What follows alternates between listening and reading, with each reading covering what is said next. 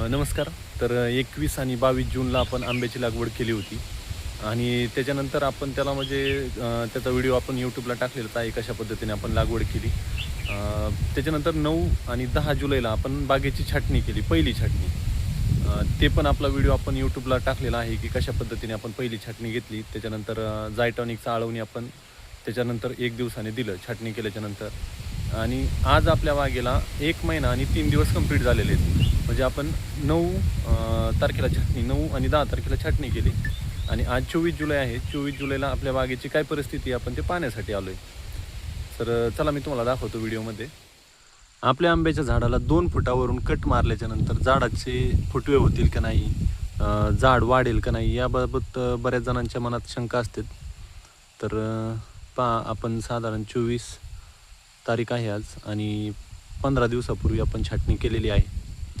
तर या झाडाला मी सांगितल्याप्रमाणे 4 ते 5 आरामशीर तेवढे कोंब फुटतात. आता या झाडाला 1 2 3 4 आणि या साईडला छोटा कोंब आहे 5 6.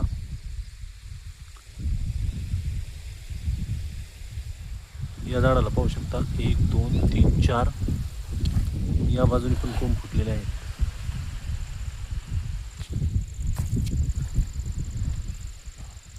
या झाडाचे कोंब निघायला लागलेत आता छोटे छोटे.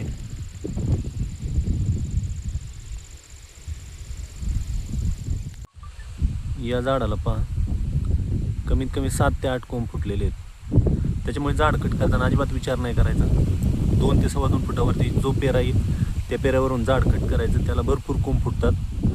आता ह्या कोंबांची आपल्याला विरळणी करून घ्यायची. विरळणी करण्याचा एक व्हिडिओ आपल्या यूट्यूब चॅनलवरती अपलोड होईलच. तरी पण तुम्हाला एक झाड मी दाखवतो कशा पद्धतीने विरळणी केलं जातं. याच्या 3 बाजूचे 3 कोंब निरोगी कोंब ठेवायचे, बाकीचे सगळे काढून टाकायचे. 3 किंवा 4 कोंब आपण ठेवू शकतो.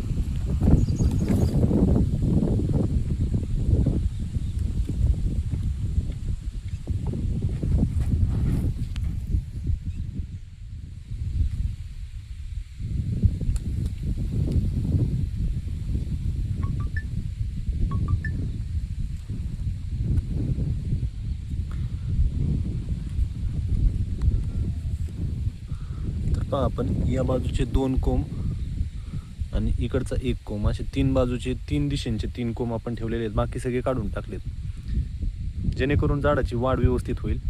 बाकीचे कोंब आपल्याला उपयोगाचे नाहीत. हे 3 कोंब ठेवलेत आपण. या 3 कोंब वाढू द्यायचे आणि त्याला परत 2-2 पेऱ्यानंतर कट घ्यायचा. त्या 3 फांद्यांना परत 2-2 फांद्या ठेवायच्या, म्हणजे अशा आपल्याला 6 फांद्या भेटणार आहेत. एक झाड पाहूया. या झाडाला आपल्याला 5 कोंब भेटलेले आहेत. 5 ते 6 छोटे छोटे दिसत आहेत. इकडनं नवीन येणार आहे, म्हणजे 6-7 कोंब आपल्याला या झाडाचे भेटणार आहेत. तर आपण 4 डायरेक्शनचे 4 कोंब आपण ह्या झाडाला ठेवू. हे छोटे छोटे आलेले काढून टाकू.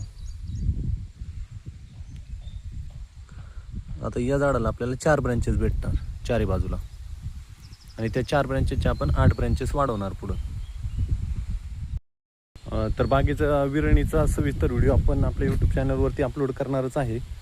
साधारण आणखी 15 दिवसानंतर आपण आपल्या बागेची विरळणी करणार आहे. तोपर्यंत सगळ्या झाडांना व्यवस्थित कोंब फुटलेले असतील आणि त्यातला आपल्याला कोणते कोणते फांद्या ठेवायच्यात ते आपल्याला व्यवस्थित कळणार आहे. तर कसा वाटला व्हिडिओ कमेंट करून नक्की सांगा.